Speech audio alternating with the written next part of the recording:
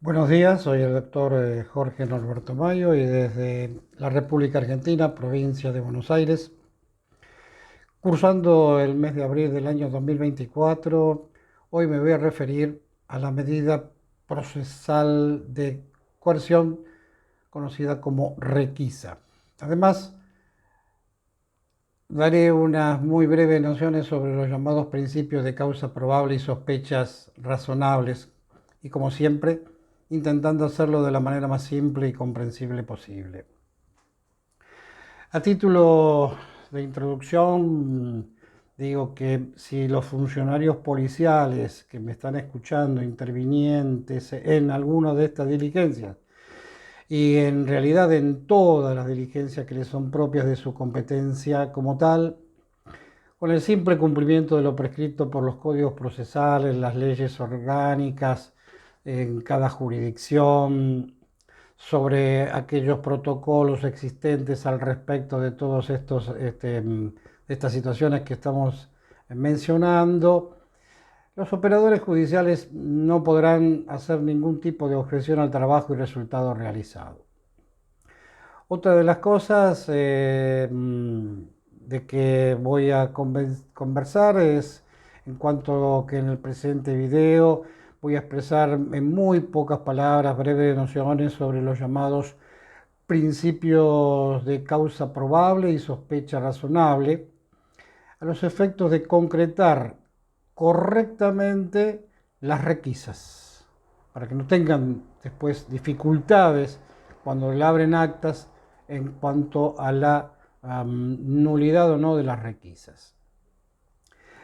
Quiero comenzar el tema con una pregunta, y la pregunta es, ¿qué es la prevención de delitos? Respondo. Es una actividad de observación que está destinada a impedir la comisión de acciones punitivas y además recolectar los elementos probatorios para un juicio sobre las actividades de aquellas personas de quienes se supone que hacen del delito su profesión habitual. Decimos que es una función protectora de vigilancia sobre los movimientos individuales y sociales. Ahora bien, por lo que he dicho hasta acá, el funcionario policial que está trabajando de lleno en la calle se encuentra siempre ante situaciones que debe despertar ciertas sospechas. ¿Con relación a qué? A la presunta criminalidad de una persona. Al buen policía, vale decir, ese policía bien formado, avesado, experimentado, no le despierta inquietud ni sospecha el sujeto en sí, lo que yo le llamo la aportación de rostro. Lo que realmente le despierta esa desconfianza es el desenvolvimiento de esta persona ante la sociedad o al propio funcionario, donde se le representa las actitudes más raras, extrañas, precisamente lo que llamamos sospechosas, conductas evasivas, un nerviosismo inusual en cuanto a antes de que se lo intercepte, el comportamiento que realiza, la vestimenta que sería o no inusual para la zona en la que nos encontramos, una justificación imprecisa de su presencia en el lugar.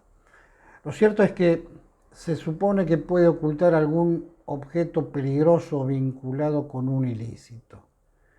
A partir de la producción de estos hechos es donde comienza la actividad desplegada por la policía en relación a su actuación precisamente preventiva. Ante estos actos, vale reforzar que en los procedimientos que se realizan, el personal policial podría estar frente a una situación de averiguación de identidad o doble A para otras jurisdicciones, averiguación de antecedentes, o una aprehensión o una detención, tal vez un arresto, y que lleve también a incautar, secuestrar, etcétera, algún elemento. Por lo cual, siempre ante una situación de esta naturaleza se deberá confeccionar un acta de todo aquello que se ha actuado. Y en ese acta se deberá plasmar hasta el último de los detalles de las acciones realizadas. Yo considero que resulta mejor que sobre elementos dentro del acta y no que falten esos datos. De manera tal que ante el control judicial, esa y ni otra diligencia que hayan realizado, nadie la va a poder objetar o declararle la nulidad. Otro detalle que deben de tener presente, que no debemos olvidar y ocurre muy frecuentemente, es sobre la asistencia de aquellos que llamamos testigos de actuación. En el 120 del Código de Procedimiento de la provincia existe, no recuerdo, en otra jurisdicción. O mencionar los motivos de la falta de ellos, ¿no? Es decir, recordando que deberán en lo posible estos testigos ser extraños a la repartición policial y, importante, que estar presente durante todo el trámite, no que le estén tomando los datos a 20 metros del lugar donde se está realizando un procedimiento, por ejemplo, porque se supone de que en algún momento le van a preguntar si escuchó, si le dieron lectura de los derechos al individuo y le va a decir que no lo escuchó y eso ya va a entrar en una colisión jurídica. Entonces, también de eso no olvidar de poner el lugar, la fecha, todos los nombres y apellidos de los intervinientes, domicilios, los motivos de existir impedimentos en no estar o no firmar, todas las diligencias que realizaron y los resultados, como así también aquellas declaraciones, las firmas, etc. Todo. Por eso digo atención a esto. La requisa personal configura un acto de prueba definitivo e irreproducible. Es decir, no se puede repetir nuevamente, por lo tanto no va a poder realizarse nuevamente en un juicio. Se pierde como prueba. Algunos datos que quiero que tengan presente, que es dable destacarlo y ampliarlo para este caso, que es en el artículo 18 de la Constitución Nacional, en cuanto a lo que nos interesa sobre el tema cuando se expone en este vídeo, precisamente donde dice: nadie puede ser arrestado sino en virtud de una orden escrita de la autoridad competente. Pero ojo, que la palabra arrestado para la época del dictado de la Constitución en el 1853-1860 era literalmente cuando alguien estaba preso en la cárcel. Hoy, por definición aceptada generalmente, la palabra arresto es la puesta bajo custodia de una persona con el fin de que pudiese citársela a responder por la comisión de un delito. El cual, además, esto resulta que está donado por el artículo 7 en el título de Derechos de la Libertad Personal, prescrito por la Convención Americana sobre Derechos Humanos, más conocida precisamente como el Pacto de San José de Costa Rica. Recordemos que este convenio tiene un rango constitucional y que precisamente ahí reza que nadie puede ser privado de su libertad física, ¿no? Salvo por aquellas causas y condiciones que ya están fijadas por ley. A esto suele expresársele con los términos de mora, requisa, que está basado en sospechas o indicios ciertos respecto de personas que pudiesen relacionarse con la preparación o comisión de un hecho ilícito. Cuando dije recién la palabra demora, en unos instantes me voy a referir en cuanto al significado que tiene, por ejemplo, en una jurisdicción y en otra. Sí digo con el término indicios, que es utilizado a manera previa para la conformación del estado de sospecha, toda vez que de no existir indicio no existiría la sospecha. Como su propio nombre indica, se trata de pistas, huellas, rastros, vestigios que nos dicen que algo está ocurriendo o ocurriría. En general, muchas de las leyes orgánicas policiales y los códigos procesales penales del país contienen en sus articulados que ante indicios o sospechas fundadas de posible comisión de un delito o contravención, habilitan a la policía para interceptar, aprender, demorar, identificar y requisar a las personas que pudiesen relacionarse con tales hechos ilícitos. Algunas de estas normativas han dado lugar a equívocos, dado que emplean la voz detener, arrestar, demorar, etc., pero debemos saber leerlas para distinguirla, dicha detención, en lo que sería, por ejemplo, alguna otra cosa de averiguación de identidad, etc.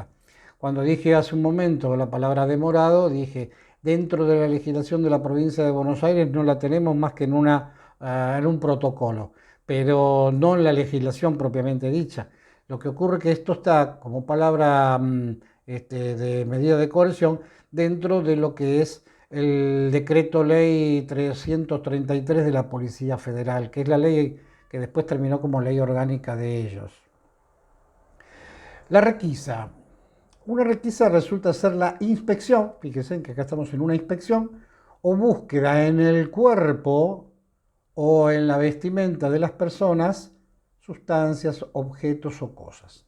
No lo voy a decir que esto es una definición concreta, pero sirve como para tal.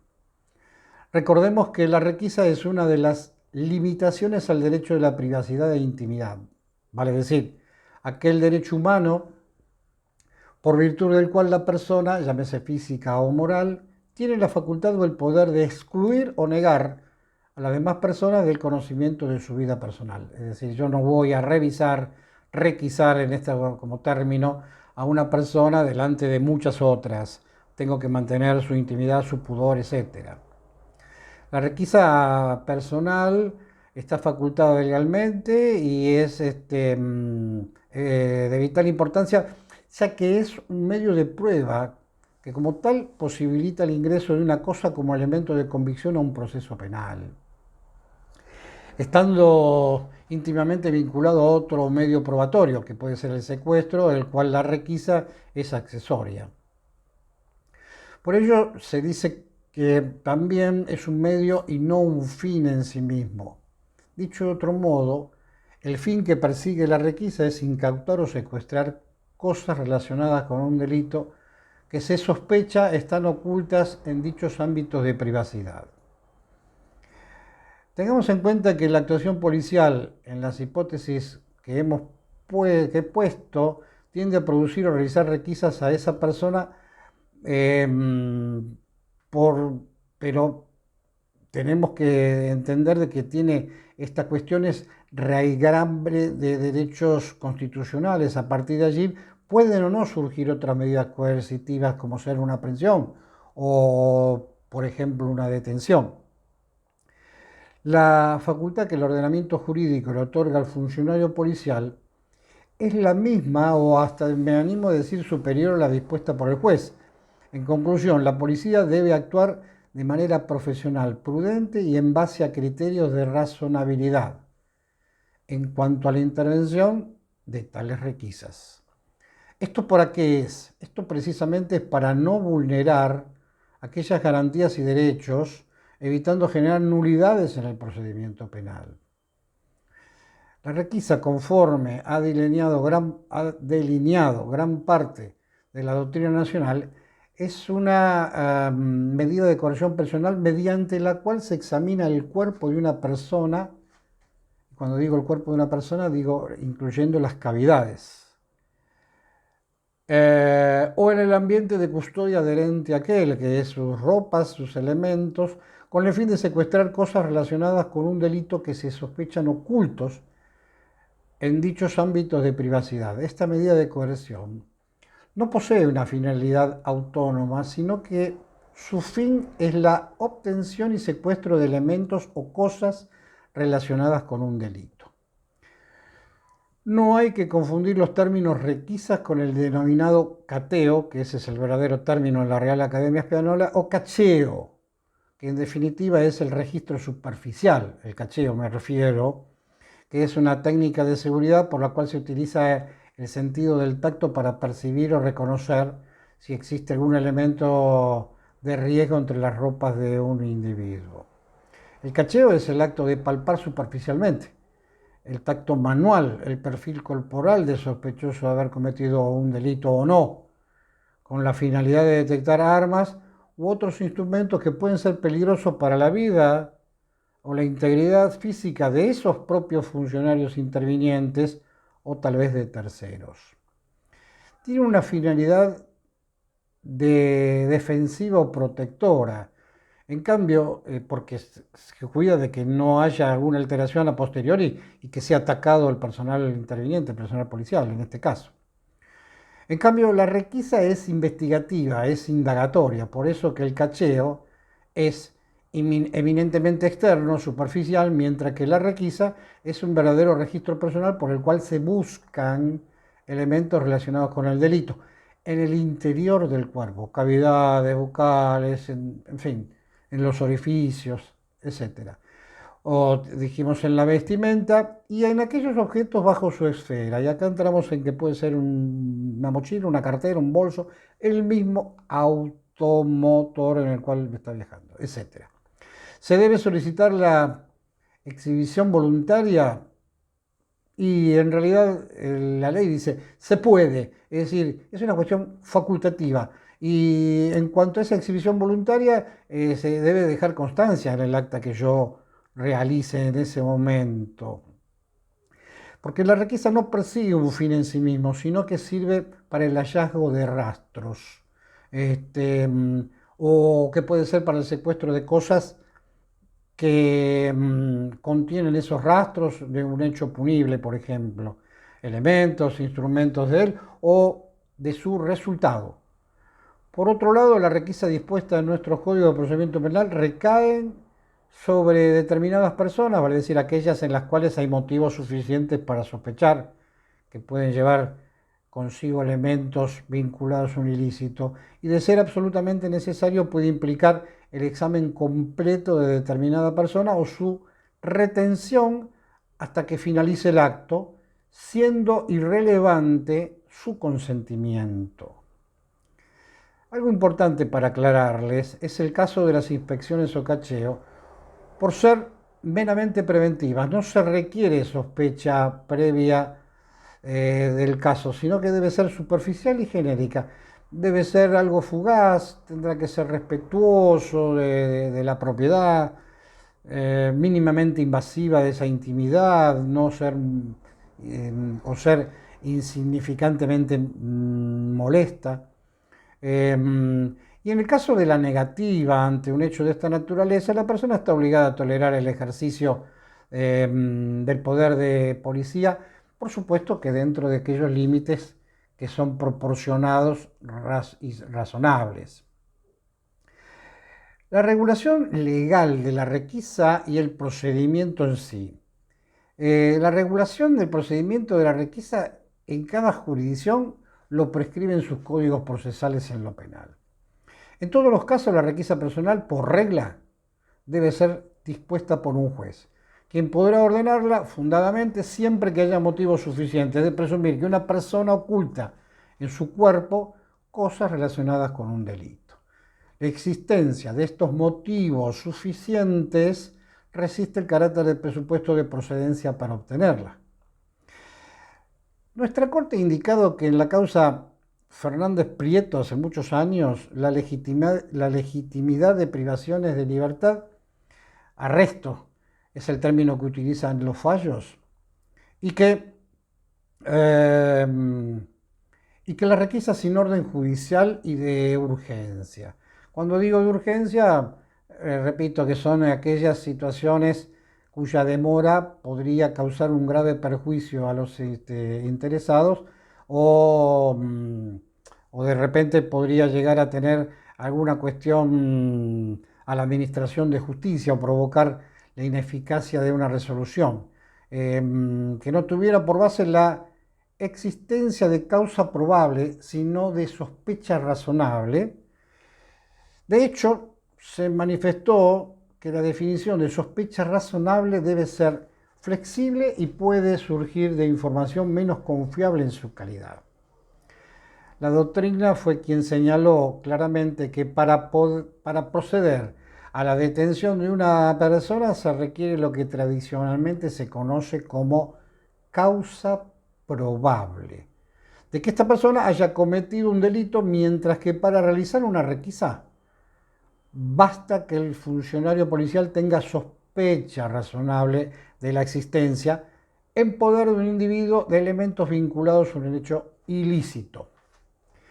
En cuanto a la orden judicial de requisa, Esto la va a liberar una medida, un decreto fundado por un juez y que debe ser escrita. Este juez puede realizar la diligencia en forma personal o bien delegar dicha actividad a la autoridad policial, que es lo que normalmente esto siempre ocurre. La orden está escrita, está dentro de un oficio judicial y se libra a la unidad preventora o bien puede ser al comando institucional o a la jefatura o lo que fuere policial, y que esto va a ser siempre ante el requerimiento de la respectiva fiscalía que está llevando adelante la instrucción. Acá donde se debe individualizar a la persona o a la cosa, no es indispensable que se conozca con precisión en qué va a consistir o por lo general el objeto a requisar, simplemente con que se haga una mención general a los efectos de que se supone que aquellos funcionarios encargados de realizarlo están en conocimiento de cómo tienen que realizar ese trabajo. Cuando hace un momento habíamos hablado del requerimiento de exhibición previa, la orden judicial de la requisa en todos los casos, primero que se debe observar por imperios legales precisamente al respecto de que podrá invitarse a la persona a que exhiba los objetos que se trate. Esta invitación es facultativa, como dije hace un momento, podrá y dependerá del funcionario. Esto lo tendríamos en cuenta en virtud al objeto a que nosotros pedimos que se exhiba o la peligrosidad o temperamento del sujeto. Estamos entendiendo de que esa peligrosidad en ciertos casos se la va a ver ante la vida del funcionario que está actuando. Igualmente, si no hay requerimiento de exhibición previa, no va a haber ninguna cuestión que haga perder la validez de la medida, ni importa la nulidad del caso. La negativa del sujeto a la medida se va a llevar adelante igual. Creemos que la explicación que nos da la norma está dada para que se evite de alguna manera el proceder por la fuerza y salvaguardar de alguna manera el pudor de las personas, procurando su cooperación. Esta negativa o no se tiene que dejar constancia en el acta, siempre es importante y es necesaria. La requisa practicada por la policía sin orden judicial, excepcionalmente los códigos procesales autorizan a la requisa que sea dispuesta por el personal policial sin orden judicial. Todo esto va con arreglo a lo dispuesto en los artículos, por ejemplo, si es en Nación, el 184, inciso quinto, que son las atribuciones policiales, el 230, el 230 bis del Código Procesal de Nación, como así también puede ser el 222, 225 y el 294, inciso quinto del Código Procesal Penal de la Provincia de Buenos Aires. Estos preceptos infieren sobre casos de urgencia. Se considera urgencia, ¿qué cosa? Aquellas actuaciones cuya demora puede causar grave perjuicio a los interesados o a la buena administración de justicia. Puede provocar la ineficacia de alguna resolución judicial.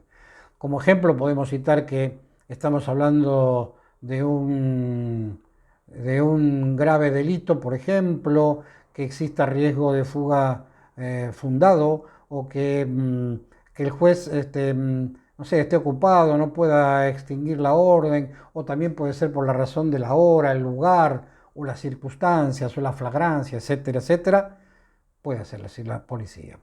La requisa sin orden judicial, llevada a cabo por el personal policial, está sujeta a dos condiciones importantes que justifiquen su actuación.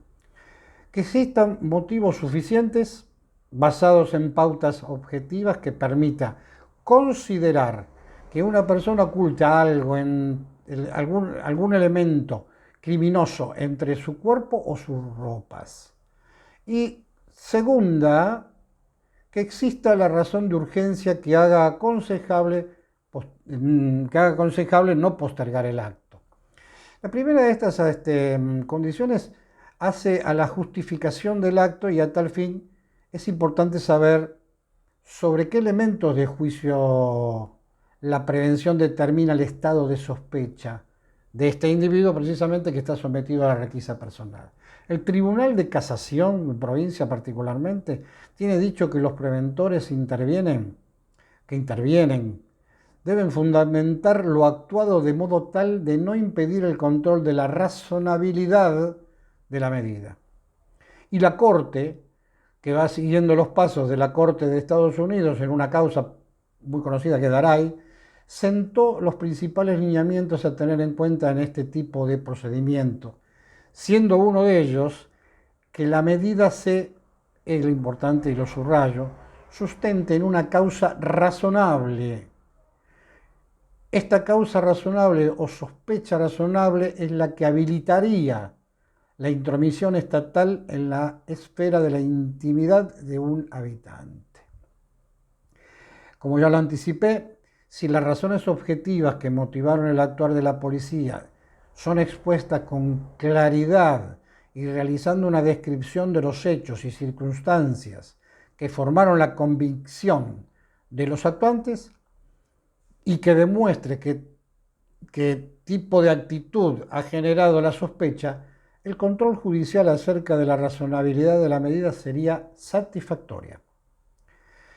Para tener en cuenta, la presunción de sospecha debe existir en el momento inmediato anterior al que se produce la interceptación en la vía pública, o la aprehensión o la detención, ya que siendo la requisa el acto generalmente posterior a esa privación de libertad, es en aquel momento cuando la policía ya debe tener razones suficientes para suponer que una persona está en posesión de elementos que demuestran la comisión de un delito.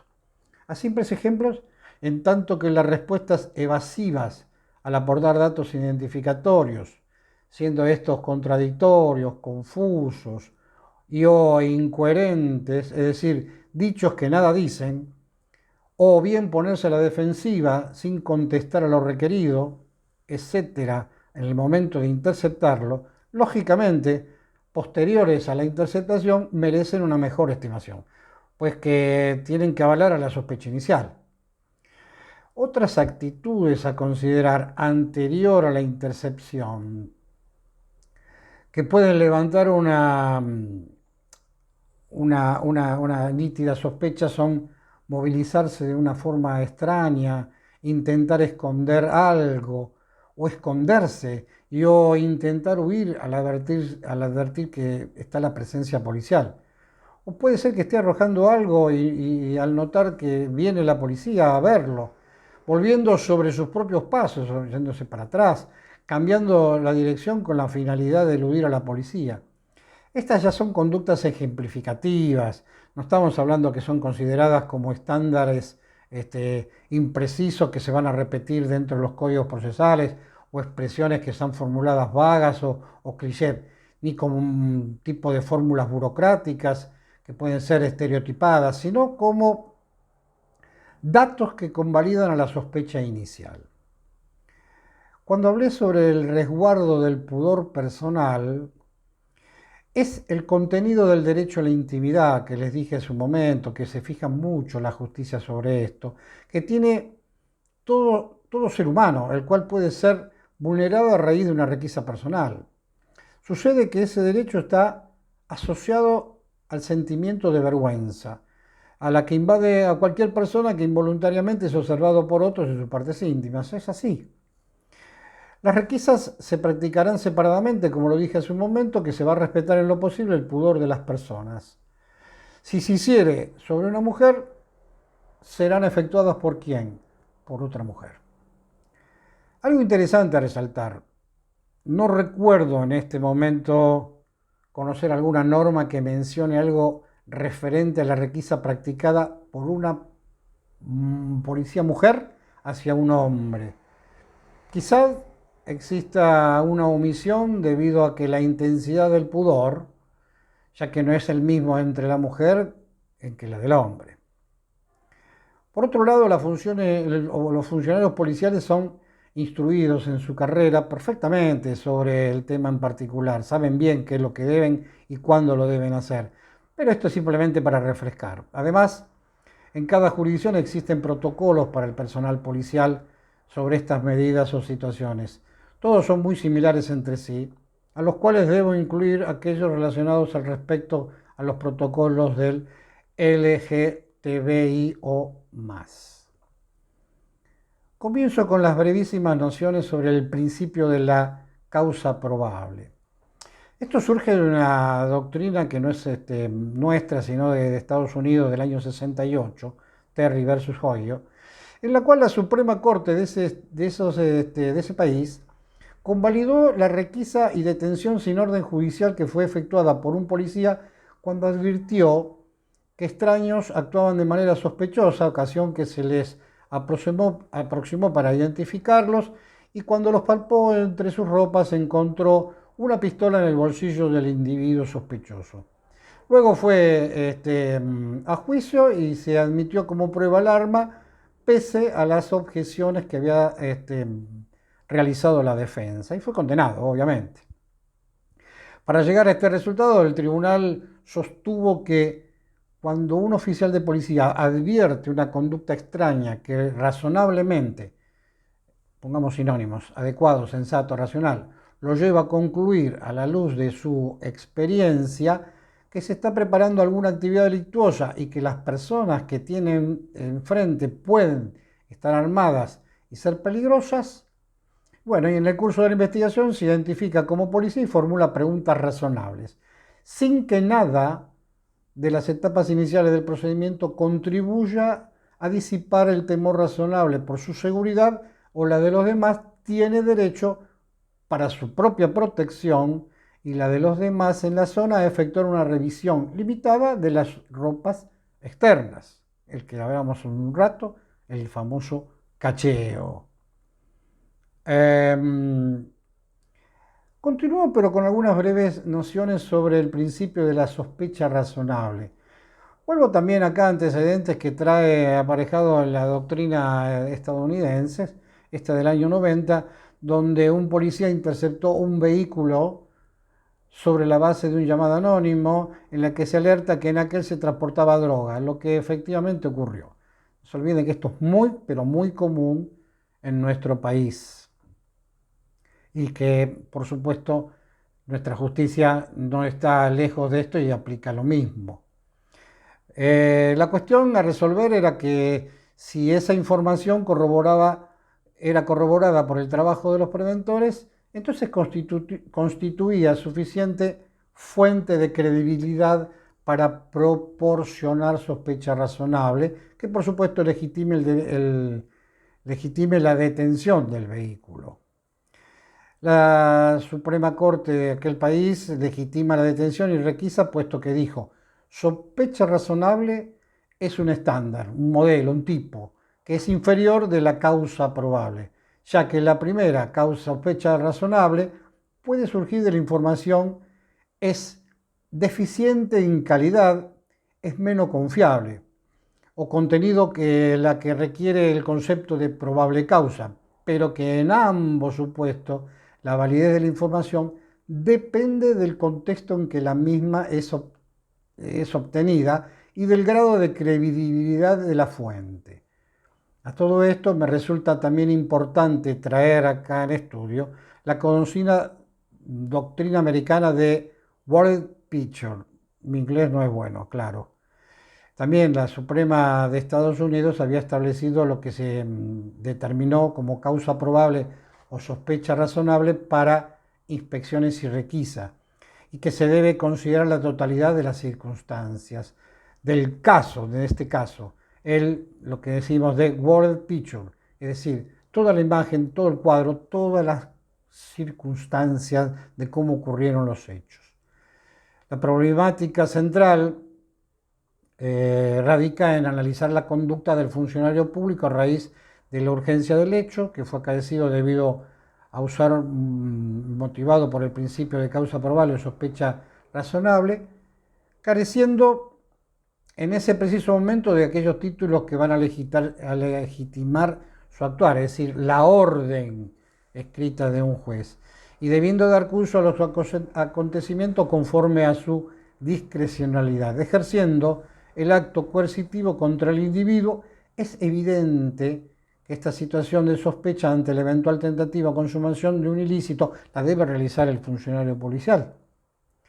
Como conclusión, los principios de causa probable y sospecha razonable que hemos llevado a la concesión de los mismos es la facultad discrecional de la gente ante la urgencia o inmediatez.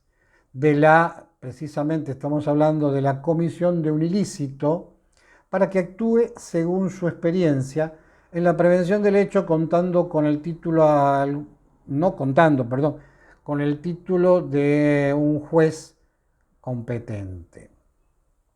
En efecto, este principio mencionado necesita de un punto de partida de hechos objetivos que justifiquen la intervención de la gente ante el hecho ilícito cometido o a cometerse. Se pondera la totalidad de las circunstancias y ellas se encuentran subsumidas las pautas valorativas, subjetivas y objetivas que orientan el obrar de la gente. Para simplificar todo lo que hemos dicho, si el funcionario policial actúa en consecuencia a lo que está escrito por la ley, por la reglamentación, y que esto además lo justifique objetivamente, nunca tendrá ninguna dificultad jurídica dentro de lo que son los operadores judiciales. Espero que haya servido esto de ejemplo para trabajar en la calle con los cuidados que se corresponden. Así que hasta un próximo encuentro. Buenos días.